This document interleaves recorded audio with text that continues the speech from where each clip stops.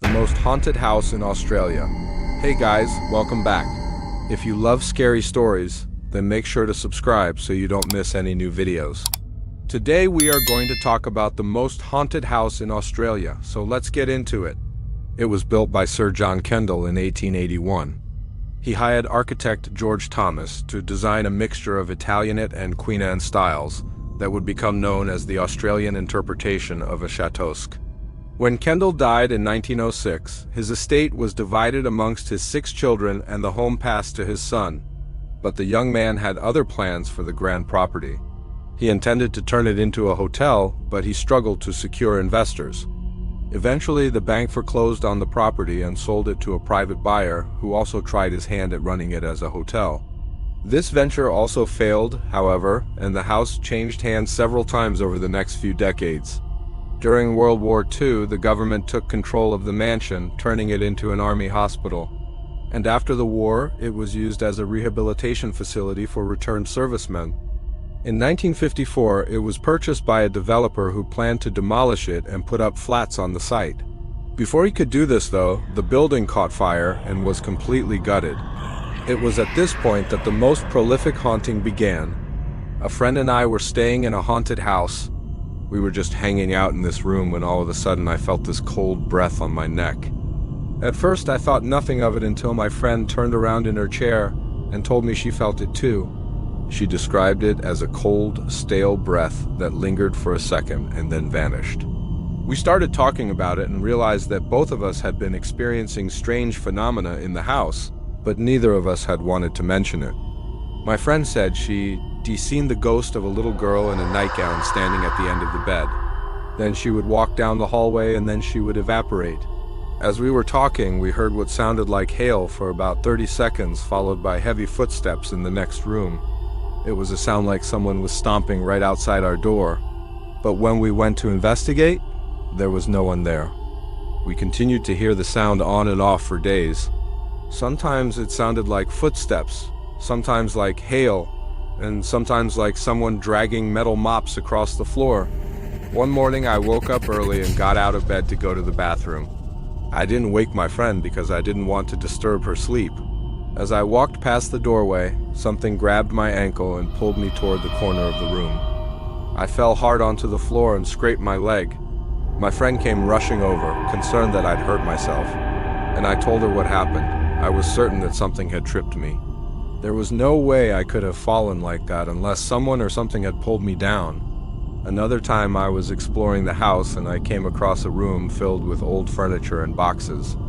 It was covered in cobwebs and dust, and I could barely see anything in the dim light filtering through a grimy window. As I made my way through the clutter, I noticed a rocking chair moving back and forth in the corner of the room.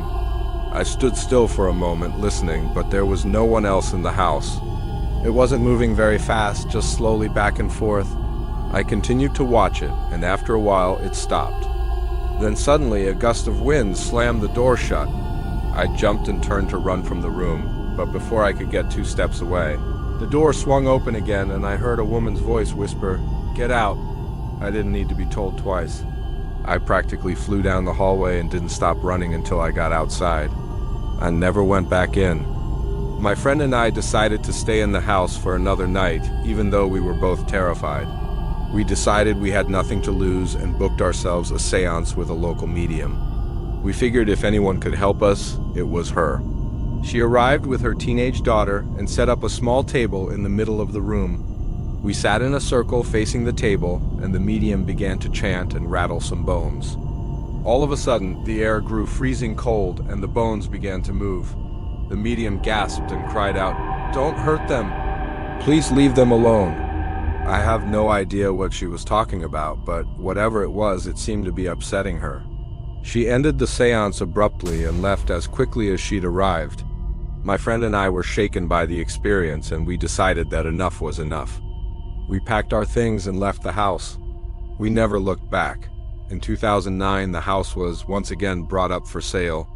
Its new owner intended to restore it and reopen it as a private hospital. Before he could start work, however, vandals set fire to it once again. By now, the structure was so dilapidated that it had to be demolished. Today, there is a modern medical center on the site where patients come for treatment. No one dares spend the night here though, and during construction, workers reported hearing footsteps, seeing shadowy figures and feeling cold spots throughout the site. One worker even claimed that a ghost tried to strangle him while he was working in one of the rooms. Now, here's where things get interesting. The original house was demolished in 1906 and a new one was built in its place. This house was only occupied for 3 years before it burned down in 1909. Then again, it burned down in 1954. Now we have evidence of a fire in 1883, 1906, 1909, and 1954. What are the chances of a house burning down 4 times? And not only that, but each time they build a new house, it burns down again. Something is very wrong here. I don't know if I believe in ghosts, but if I did, I would definitely believe in this case. If you want to visit the area today, you can check out the medical center. You won't find any ghosts here though, because they're long gone. Maybe they found peace when the house was finally torn down for good. Or maybe their spirits are still lingering around the site, waiting for their chance to burn it all down again. So what do you think? Let me know your thoughts below. Also, if you like this video, please give it a thumbs up and share it with your friends. Subscribe so you don't miss any new videos. Thanks for watching. Bye. Have you ever seen a ghost? How about hearing the chilling sound of chains dragging metal moans that seem to come from beyond the grave? If the answer is no, then count yourself lucky. For those unfortunate enough to have witnessed these things can never escape their terrifying influence. Join us today as we look into some unsolved supernatural mysteries that will send shivers down your spine. But before we begin, be sure to hit that like button for more videos like this. Also, stick around until the end to hear about a mysterious ghost who even death couldn't stop. The Hammersmith ghost murder. In 1804, residents in the London suburb of Hammersmith reported seeing the ghost of a woman dragging herself along the streets. According to witnesses, they saw a ghastly specter with long flowing hair, pale skin, and a black veil over her face. She would move slowly and painfully, as if she were being tortured, and always at dusk. When the apparition approached, an unearthly chill filled the air and people could hear the sound of chains dragging. Then just as suddenly she would vanish. At first, people thought that it was the ghost of Margaret Hughes, a local woman who had died mysteriously years ago.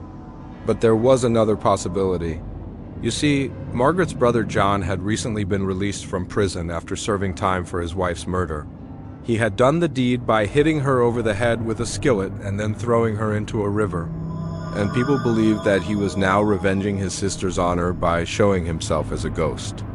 One evening, Thomas Millward, a carpenter, was walking home with his daughter when he saw the ghost approaching. In his statement to the police later, he said, "I could not help thinking this must be the ghost of Margaret Hughes. I went on speaking to the apparition, which came nearer and nearer, and I could distinctly hear the dragging of chains. At last, it was within 2 yards of me. I could see it had no face. It appeared to have a body only and was wrapped in a white cloth. When the ghost came close enough, Mr. Millward pulled out his pistol and fired, hitting it in the back. The ghost turned around and collapsed. As the mist cleared, he saw a naked woman lying at his feet. In shock, Mr. Millward ran away, but returned soon afterwards with others. They found that the woman was still breathing and quickly summoned a doctor. Unfortunately, she died soon afterwards without regaining consciousness. It turned out that the woman was Ruthven, a servant girl who worked at the home of the Duke of Hamilton. Apparently, she had been strangled. The story didn't end there, however, because even after her killer was arrested and sent to trial, the ghost was seen haunting the streets. In fact, it even made an appearance in court. A witness said, while the prisoner was giving his evidence, the ghost appeared in court. Everyone saw it, and there was a lady with a blue handkerchief tied over her face. Soon after, the man was acquitted and the ghost sightings ceased. Maybe Ruthven had gotten her revenge, or maybe she had never been a ghost in the first place. The ghost of Captain Kidd. William Middens Kidd was born in 1645 and became a privateer after receiving a noble title from King Charles II. However, after angering the king, his commission was revoked and he began operating outside the law. He developed a reputation for extreme cruelty, such as forcing his prisoners to walk the plank, murdering many and torturing those he captured so that they would tell him where their treasure was hidden. Eventually, he was caught and hanged in London in 1701. Legend has it that before he died, he buried his treasure on an island and left behind a map that showed where it was located. Naturally, people tried to find the buried loot, but nobody ever did until 1953, when an amateur treasure hunter named John Bud Parker discovered it. He found that the treasure consisted of 340,000 Spanish dollars, worth about 700,000 pounds in today's money, but that wasn't the strangest part of the story. You see, for years before Mr. Parker unearthed the treasure, people reported hearing the sounds of moans and chains dragging on the same island. Some claimed that they had even seen the ghost of Captain Kidd dragging himself toward them, only to vanish when they got close. And even after the treasure was found, the ghostly activity continued. Many believe that the spirit of Captain Kidd is doomed to wander the earth until he finds his lost fortune. And since he still hasn't found it all, the ghost sightings continue to this day. The ghost ship of Poveglia.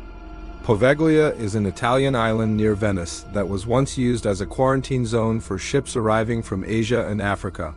Back in the 18th century, it was common for ships to arrive carrying not only exotic goods but also deadly diseases. To prevent this from spreading to the mainland, the Venetian government would have the crew of any potentially infected ship spend 40 days in quarantine on Poveglia. If no one on board came down with any illness during this time, then they were allowed to go free. But if anyone did get sick, then both the crew and the ship would be burned. This went on until 1923, after which Poveglia was abandoned. That is until recently, because people have reported strange lights and noises coming from the island at night. And even though there are no people living there, there have been plenty of visitors. One man who came to investigate spent the night there and woke up to the sound of chains dragging. He described how the whole island seemed to be shaking and said, "It was at that moment that I really felt the presence of something sinister all around me." He and his friends then fled the island, never looking back. Another visitor said, "We were sitting in the car talking quietly when suddenly the hairs on the back of our necks stood on end. We looked at each other, horrified, and then started the engine and drove off as fast as we could." There have been rumors that the Italian government is planning to turn the island into a luxury hotel. But after hearing about these stories, do you think it's a good idea? Let us know your thoughts in the comments below. And while you're at it, be sure to hit that like button for more videos like these. The Ghosts of Canterville Chase. Sir Simon de Canterville was a cruel and greedy nobleman who lived in Canterville Chase in the 13th century. But when his nephew Otto took over the estate, the family was cursed. Almost every male heir suffered horrible fates, such as being gored by antlers while riding through the forest or dying after falling off a horse.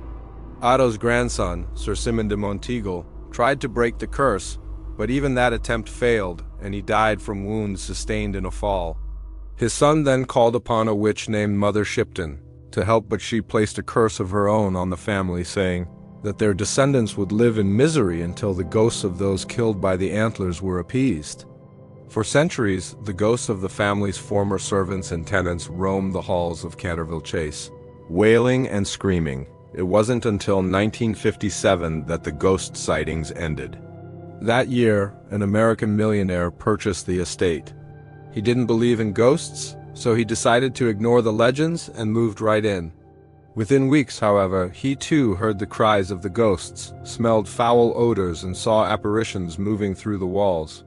He hired a caretaker named Mrs. Ann Beddingham to look after the house in his absence. But she refused to stay there overnight because she feared the ghosts. The ghost of a little girl even appeared to her one night, warning her to leave. Nevertheless, the millionaire's friend Jim decided to spend the night in the mansion for a bet. He wrote in his diary, "I slept badly. About 3 a.m., I was awoken in bed by a feeling of intense cold. Immediately afterwards, I saw the apparition of a small girl standing by my bedside. She was followed by a tall man wearing 18th century dress. Both disappeared after staring at me for a few seconds. The rest of the night passed without incident. The next day, the millionaire increased his offer to $1,000, and several other men stayed the night in the mansion. None of them saw anything, and eventually the ghost sightings ceased altogether. Which brings us to the final and perhaps most chilling ghost sighting. A Christmas ghost? On Christmas Eve in 1947, a husband and wife were driving down a country road when they saw a woman in white staggering toward them. She was obviously drunk, and the driver stopped the car to ask if she needed help. But when he got out, the woman vanished. He and his wife searched the area, but there was no sign of her. Even stranger was that a similar sighting had been reported 3 years earlier on the same road on the same night. A motorist had stopped to help a woman in white, but she had disappeared before the police arrived. Even more curiously, someone had witnessed the same thing 10 years before that, and a report from 1894 told of a ghostly woman in white being seen on that very same road. Some say that the woman in white is the ghost of a woman who died on that road, while others claim that she is the ghost of a bride who was on her way to church but never made it to the altar. What do you think? Let us know in the comments below, and be sure to hit that like button for more videos. When it comes to ghost stories, there are few that are more terrifying than one that warns you before you even get on a plane. That's exactly what happened with the passengers and crew members of Eastern Airlines Flight 401 after the crash in Florida.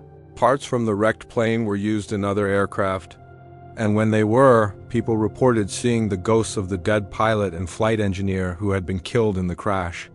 What is the story behind this haunting? Let's find out. This is the worst aviation disaster in U.S. history.